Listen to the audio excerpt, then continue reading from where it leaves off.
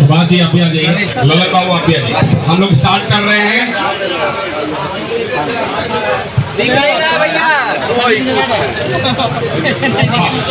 क्रिया विशेष रूप से चुनाव प्रचार खत्म होने के बाद जिस प्रकार से चुनाव बांकीपुर विधानसभा के उपचुनाव की पूरी प्रक्रिया चली और उसमें विशेष रूप से जिस प्रकार से जनसुराज के नेताओं, कार्यकर्ताओं या जो स्थानीय समर्थक थे उन पर जिस प्रकार से भारतीय जनता पार्टी और उससे भी ज्यादा जो बिहार की सरकार के अधीनस्थ बिहार की पुलिस है उनका जो पक्षपातपूर्ण और एक पक्षीय रवैया जनसुराज के लिए रहा, आप उन सबसे भली भांति वाकिफ है, क्योंकि वो पब्लिक डोमेन में है, सोशल मीडिया में है, मेन स्ट्रीम मीडिया में है।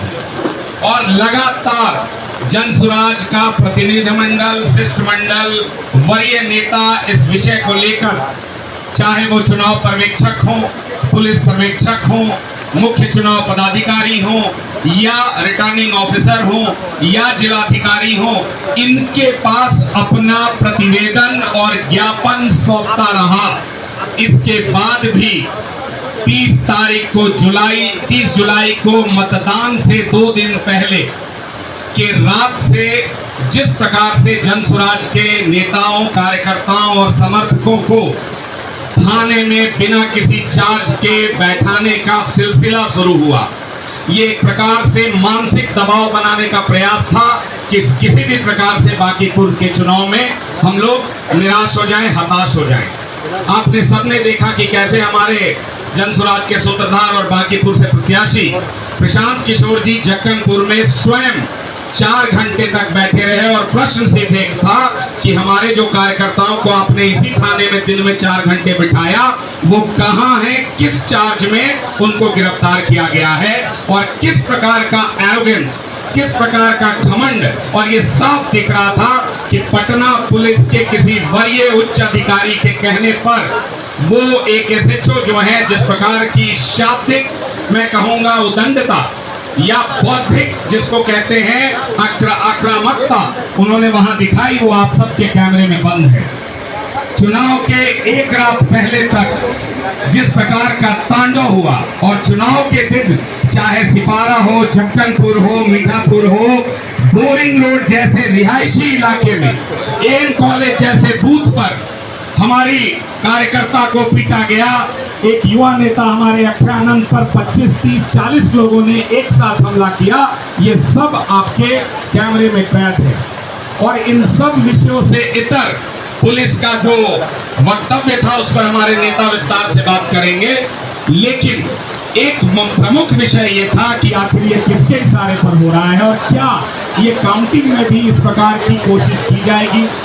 इस पर हमारे नेता कल मुख्य चुनाव पदाधिकारी, चुनाव पर्यवेक्षक और हम लोगों का एक जनसुराज का प्रतिनिधिमंडल और DGP साहब से भी मिला और विषय इतना था कि जो उच्च अधिकारी हैं उन पर कार्रवाई हो, जांच हो और काउंटिंग में किसी प्रकार की धांधली नहीं हो।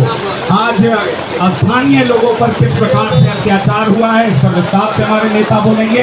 अब मैं सीधे आज की प्रेस वार्ता का जो पूरा का पूरा वक्तव्य है मेरे नेता आदरणीय प्रशांत किशोर जी को मैं माइक सौंपता हूँ। आपका बहुत बहुत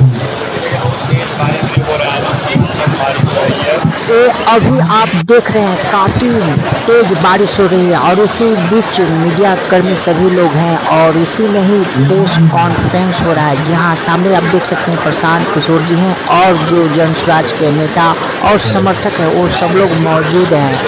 आप सभी का बारिश के बावजूद इतनी बड़ी संख्या में आने के लिए मैं अपने ओर से और जनसुराज की ओर से धन्यवाद कर रहा हूँ। कोई लंबी चौड़ी बात नहीं है, जैसा कि कल हम लोगों ने बताया था कि जितने भी साक्ष्य पुलिस के द्वारा जो गलत काम किया गया है उससे जुड़े हुए सभी साक्ष्य हम लोगों ने चुनाव आयोग को यहाँ अभी आप देख पा रहे हैं कि जैसा कि माइक शायद काम नहीं कर पा रहा है जिस वजह से आवाज नहीं आ पा रहे हैं। प्रशांत किशोर जी लगातार चेक करके देख रहे हैं कि आखिरकार किस वजह से आवाज़ नहीं आ पा रही है। माइक अभी भी कुछ समस्या बनी हुई है जिस कारण से आवाज़ नहीं आ पा रही है और काफ़ी तेज़ बारिश हो रही है जैसा कि आप लोग देख रहे हैं। थोड़ी बहुत आवाज़ की समस्याएं हो सकती है। हमारा भी माइक बारिश की वजह से काम नहीं कर पा रहा है तो आप मैंने कल कहा था कि उससे जुड़े हुए सभी दस्तावेज सबूत आज मीडिया के सामने रखेंगे। उस परिप्रेक्ष्य में मैं एक बात बताना चाहता हूँ कि जब भी यहाँ वरीय पदाधिकारियों को, चुनाव आयोग को कोई शिकायत भेजी गई, उसमें यहाँ के जो वरीय अधीक्षक हैं, एसएसपी हैं पटना, कोई बात नहीं थी। लोग घर में सो रहे थे, घर में घुसकर पुलिस ने उनको पकड़ा है रात में 2 बजे, दिन के सुबह के 3 बजे। और मैं आपको 3 उदाहरण यहाँ पर कैमरे के सामने दे रहा हूँ। हमारे बगल में बैठे हुए हैं नवल गुप्ता जी है और ये आपको बताएंगे कि पुलिस इनके घर कब गई, इनकी पृष्ठभूमि क्या है और क्यों इनको अरेस्ट किया। संक्षेप में नवल जी अपना परिचय, कहाँ रहते हैं और पुलिस ने आपको कब और कैसे पकड़ा बताती है। नवल किशोर गुप्ता, निवास स्थान उत्तरी मंदिरी पटना। हम वार्ड नंबर 26 के निवासी हैं। 2 बजे रात में हम और वाइफ दोनों एक रूम में सो रहे थे। उसके बाद बहुत तेजी से, बहुत जोर जोर से हमारे किनारे को धक्का दिया गया। हम जगे तो खोले किनारे खोले तो देखे कि बहुत फोर्स एकदम, जिसमें एक आदमी को, एक दरोगा के हम पहचानते थे, अवध कुमार का नाम है, गुजाकुनी थाना के। तो पूरा कि क्या बात है, तो नीचे बड़ा बाबू बुला रहे हैं। हम दिखाने के लिए मेरे ऊपर तो कोई केस नहीं है, किसी तरह कोई बात नहीं है, हम तो बिस्कुट के बेकरी चलाते हैं और ऐसा कोई बात नहीं है, कोई केस हमारे ऊपर नहीं है। तो नीचे बड़ा बाबू बुला रहे हैं, दिखाने के लिए बुला रहे हैं। तो उसी समय हम तो नीचे ले गए लोग, फिर कहें चलिए नाला पर चलिए। हमने क्यों, अभी क्या कुछ बताइए तो सही, तो आप चलिए ना। लोग हमको एक कर लिए, पकड़ लिए और ले जाकर के गाड़ी में बैठा दिए। गाड़ी में बैठा करके इधर उधर जहाँ तहाँ को घुमाए। उसके बाद राजीव नगर थाना में हमको ले जा करके रखे और तो उनको हम बोले कि देखिए हम जब कल छूटेंगे तो हम सीनियर एसपी साहब से मिलेंगे, उसका बात बताएंगे कि हमारे ऊपर कोई केसेस नहीं सर, और हमको वोट देने से भी वंचित किया गया, नहीं तो आप हमको वोट दिलवाइए। तो 5 बजे हथुआ पाठशाला में लाके हमको वोट दिया गया और हथुआ पाठशाला से ही छोड़ दिया, क्योंकि हमारे ऊपर कोई अभी था नहीं। देखिए ये नवल जी हैं, इन्होंने आपको बताया ये मंदिरी एरिया के रहने वाले हैं। 2 बजे रात में अपने घर में सोए हुए थे। इसका मतलब है कोई 144 का उल्लंघन नहीं कर रहे थे, स्थानीय थे, स्थानीय बांकीपुर के मतदाता हैं। किस अधिकार से पुलिस इनके घर गई, इनको अरेस्ट किया, पूरे दिन तक घुमाते रहे और कल चुनाव खत्म होने के 1 घंटा पहले इनसे मतदान कराकर तब इनको छोड़ा है। ये एक केस है। एसएसपी दावा कर रहे हैं कि हम सिर्फ बाहर के लोगों को अरेस्ट कर रहे थे। एसएसपी का दावा है कि 144 का उल्लंघन हो रहा था। तो एसएसपी महोदय ये बताएं कि घर में सोया हुआ आदमी 140 का उल्लंघन कैसे कर रहा था। ये नई कानून और नई कानून की का डेफिनेशन ये बिहार में देने की कोशिश कर रहे हैं। नवल बाबू अकेले नहीं है, मैं आपको दूसरा केस बता रहा हूँ। बगल में हमारी महिला बैठी हुई है, इनके बहनोई हैं, डिप्टी कलेक्टर हैं। 80 साल के बूढ़े आदमी के घर पे 22 नंबर वार्ड में सरेआम दिन में पुलिस ने घूमकर धमकी दी है, इन लोगों को वोट देने से रोका है। आप इन्हीं से सुनिए कि ये क्या कर रही थी और पुलिस वालों ने वहाँ क्या किया है। पूरा उसका वीडियो हम लोग जारी करेंगे।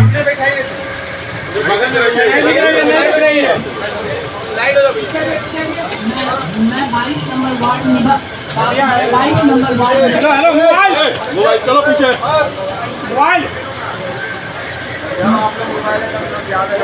22 नंबर वार्ड से निभा भूषण मेरा नाम है और मैं प्रशांत जी को अपनी मेरा उम्र 70 साल है और मैं प्रशांत जी को जरूर सपोर्ट कर रही थी। उसमें मैं एक ही ये काम कर रही थी कि जो बुजुर्ग लोग नहीं आ सकते थे उन लोगों को हम चाह रहे थे कि वो लोग निकल के वोट दें। उसी में मेरी बहन थी, वो तैयार नहीं थी, लेकिन हमने बहुत रिक्वेस्ट किया उनसे कि दीदी चलो वोट दे दो, अपना अधिकार क्यों छोड़ोगे।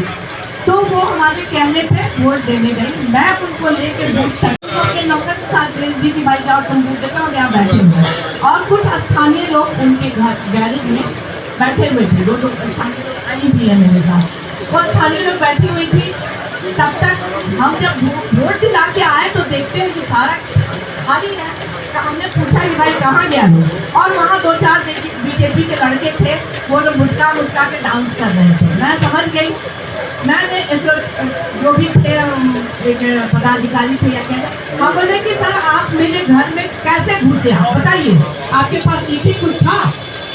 किसी को भी राइट नहीं, अगर क्रिमिनल भी किसी के घर में घुसता है तो उसको बुलाया जाता है कि इसको निकालो, लेकिन आप बिना परमिशन के घर में नहीं घुस सकते हैं। तो हमसे हाथ जोड़ने लगा कि मैडम आप क्या उम्र वाली है, जाइए, देखिए स्थानीय नहीं होइएगा तो आप फंस जाइएगा। हम बोले कि हम स्थानीय हैं या नहीं है इसका प्रमाण हम आपको नहीं देंगे, हम नहीं देंगे प्रमाण। और जिसने बताया है कि हम स्थानीय नहीं है उनसे पूछिए, वो मेरे सामने पैंट पहनना सीखा है। ये सब बीजेपी के पर्ची काटने वाले लोग मेरे आते थे, लेकिन मुझे बदलाव चाहिए था, इसलिए मैं इस अभियान में हुई। लेकिन किसी भी पुलिस को जो नरतांडा वहाँ हो रहा था वो नहीं होना चाहिए था, और एक सभ्य आदमी के घर में घुसना ये निहायत हमको दिखा रहा है कि हम लोग अराजकता में जी रहे हैं। और इसके लिए मैं भी एसएसपी के पास जाने वाली थी और उसका ये करने की किस तरह से वो आदमी मेरे घर में घुसा और क्यों घुसा उसका जवाब चाहिए मुझे। बस यही है। मैं आज से नहीं 50 साल से उस मोहल्ले में रहती हूँ। आप अंदाजा लगाइए, कोई महिला दोपहर में 22 नंबर वार्ड जो यहाँ का सबसे पॉश एरिया है, वहाँ पर डिप्टी कलेक्टर के घर पर घुस के पुलिस वाले दबिश दे रहे हैं कि कोई यहाँ से वोट नहीं देगा। और जब मैं वहाँ पहुँचा हूँ तो वहाँ पर वो आदमी भाग गया था, सीनियर जो अफसर था भाग गया था। दूसरा एक दरोगा मिला जिसका नेम प्लेट गायब था, उससे जब पूछा गया तो कहा सर हम नहीं थे, हमारे सीनियर से वो भाग गए हैं। मतलब ये हालत है। और उसके बाद वहाँ बीजेपी के गुंडों ने, मुन्ना जी और राम मलिक जी हमारे साथ थे, इन लोगों के साथ बदतमीजी करने की कोशिश की। ये सिर्फ 2 एग्जाम्पल है। अब आप तीसरा सुनिए। मैं आपको सिर्फ उदाहरण के तौर पर 3-4 दिखाना चाहता हूँ कि जो यहाँ का एसएसपी है कंप्लीटली अनप्रोफेशनल, इनकॉम्पिटेंट। ये आदमी वही एसएसपी है जो नीट की छात्रा के साथ रेप और हत्या हुई तो इस एसएसपी ने कह दिया कि आत्महत्या है। और ये एसएसपी राजनीति करने के लिए यहाँ पर देखिए और अपने सुपरवाइजर्स को, सीनियर्स को गुमराह कर रहा है। और इस एसएसपी के ऑफिस ने जारी किया है लेटर कि सिर्फ और सिर्फ बाहर से आए हुए लोगों को अरेस्ट किया गया है, डिटेन किया गया है कानून व्यवस्था के लिए। तो एसएसपी महोदय को ये बताना है कि भाई इनके घर में 2 बजे रात में आप जाकर इनको क्यों उठाए। ये महिला के घर में, इनके रिश्तेदारों के घर में 12 बजे दिन में आप पुलिस क्यों भेजे हुए थे। अब आप सुनिए, तीसरे हमारे साथ हैं गब्बर जी, जनाब अपना सुजीत चंद्रवंशी जी। इनके साथ क्या हुआ जरा सुनिए। एक दिन में 3 बार पुलिस अरेस्ट करने के लिए इनके पास पहुंची है। और ये कौन से क्रिमिनल है जरा ये आपको बताएंगे कैमरे पर। मेरा नाम सुजीत कुमार चंद्रवंशी गब्बर सिंह हुआ, 12 वार्ड नंबर 23 का रहने वाला हूँ। हम लोग घर के नीचे गली में बैठे हुए थे, करीब 12:30 बजे करीब, और एक एसआई आए और बोले कि बड़ा बाबू बुला रहे हैं। हम गए मिलने के लिए, तो बुक में हमको ले गए। ले जाने के बाद फिर उधर रोकने के बाद बोले कि गाड़ी में बैठिए। हम लोग गाड़ी में क्यों बैठे, दूसरे आधा घंटा हम छोड़ते हैं। वो लेके गया और करीब 1 घंटा इधर में घुमाया, उसके बाद थाना ले चला गया। उसके बाद 2 घंटा बैठाया और उसके बाद फिर हमको छोड़ दिया गया। फिर उसके बाद 1 घंटा बाद फिर आया और जबरदस्ती करीब 5-6 की संख्या में प्रिंसिपल थे, उठाने का कोशिश किया, लेकिन हमारे समर्थक लोग थे इसलिए हमको बता लिए। और उसके बाद फिर वहाँ से हट गए। उसके बाद घर पर स्थिति खुद करीब 20 की संख्या में आए और 4 लोग घर को घेर लिए। ये वार्ड का चुनाव लड़े, वहाँ पर सक्रिय राजनीतिक सामाजिक कार्यकर्ता है। पुलिस एक बार इनको पकड़ कर ले गई, बेउर में बैठाया। फिर जनसुराज के जब लोग पहुंचे वहां से छोड़ दिया। फिर दोबारा पुलिस आकर इनको इनके घर से पकड़ने के लिए गाड़ी में जबरदस्ती 100 लोग मिलकर बैठा रहे थे। तब तक हम पहुंच गए, फिर छोड़ दिया। जैसे ही हम वहां से वापस हटे, इनके घर को घेरने के लिए 100 से ज्यादा पुलिस सीएपीएफ इनका पूरा घर दरवाजा 1 घंटे तक पीटता रहा इनको अरेस्ट करने के लिए। और यहाँ के एसएसपी विज्ञप्ति जारी कर रहे हैं कि कानून और व्यवस्था को बनाए रखने के लिए बाहरी लोगों को अरेस्ट किया गया। कल एक बात और बताई गई, एसएसपी के खिलाफ भाजपा के लोगों ने भी शिकायत की है। कल ये बात मुझे चुनाव पदाधिकारी ने बताया। तो मेरा यही सवाल है कि कुल 54 लोग जन सुराज से जुड़े हुए कार्यकर्ता, समर्थक, नेता 54 लोग कल परसों में अरेस्ट हुए हैं, डिटेन किए गए। एसएसपी कार्यालय को जारी करना चाहिए कि भाजपा से जुड़े हुए कितने लोगों को उन्होंने डिटेन किया।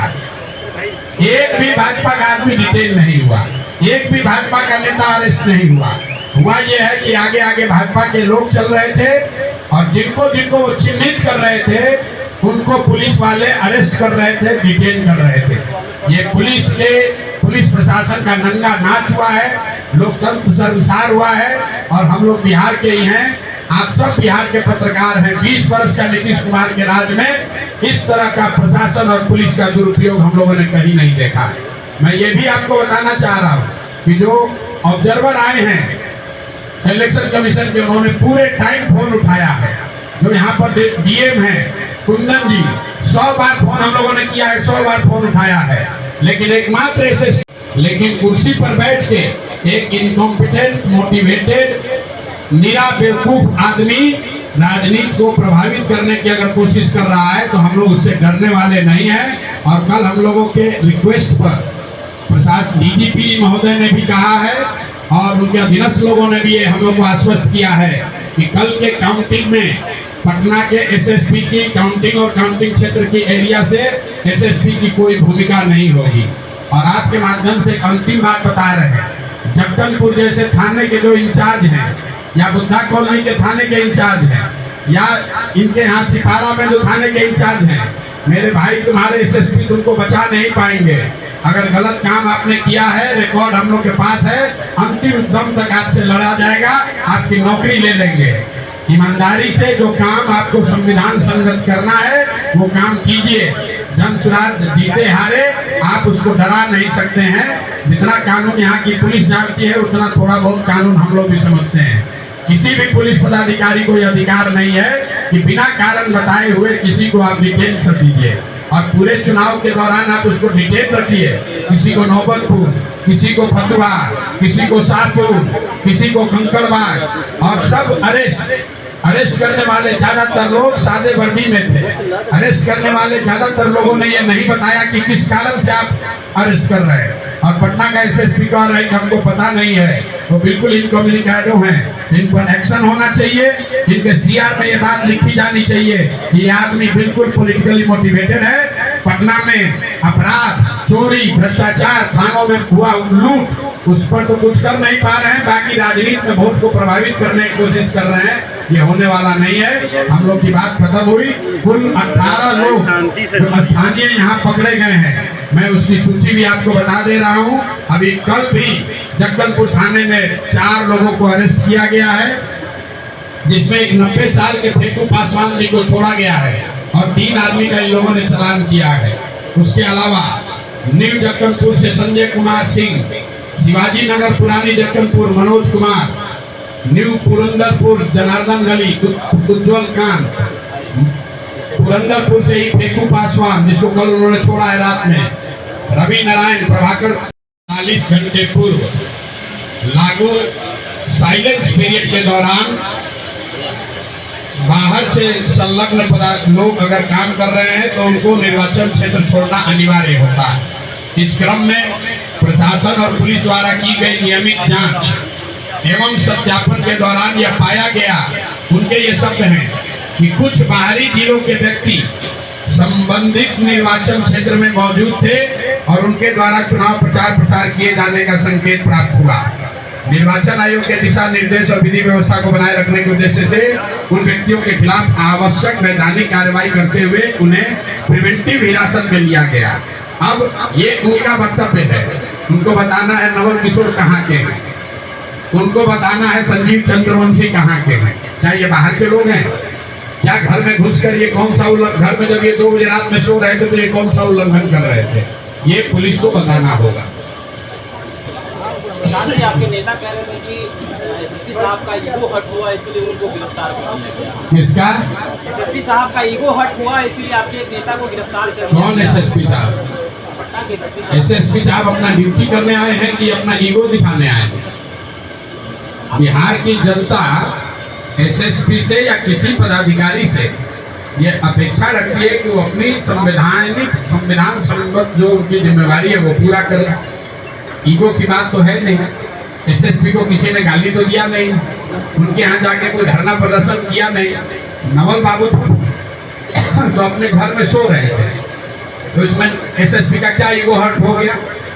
अगर लोग अपने घर में बैठे बैठे 80 साल के ब्रदर इन लॉ जो खुद रिटायर्ड डिप्टी कलेक्टर है, वो एसएसपी का क्या नुकसान कर रहे थे कि एसएसपी अपना थाना पुलिस फोर्स भेजकर उसको अरेस्ट करा रहे थे या धमका रहे थे?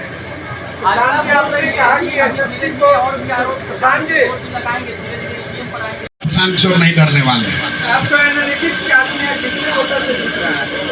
कितने वोट से जीत रहे हैं कल आप काउंट कीजिएगा और हर राउंड में जोड़ते चले जाइएगा। इतने वोट से भाजपा हारेगी कि जीवन में कभी ये कहने का दुस्साहस नहीं कर पाएंगे कि हम लोग कुत्ता बिल्ली को भी खड़ा करेंगे तो चुनाव जीत जाएगा। कितने वोट से हारेंगे?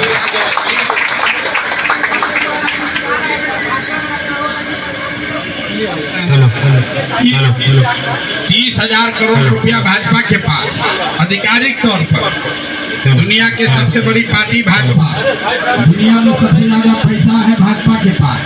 राज्य सरकार उनका, केंद्र सरकार उनका, अब वोट खरीद रहे हैं हम। अफसर पुलिस सब लगे हुए थे। अगर कल भाजपा हारी तो सम्राट चौधरी को उसकी नैतिक जिम्मेवारी लेनी चाहिए, इस्तीफा देना चाहिए। अगर नहीं लेंगे तो भाजपा वाले खुद ही उनको हटाएंगे, हमको उसकी चिंता करने की जरूरत नहीं। जैसा मैंने पहले कहा है, कल चुनाव हारेंगे, सम्राट चौधरी के हटने का रास्ता मार्ग प्रशस्त हो जाएगा।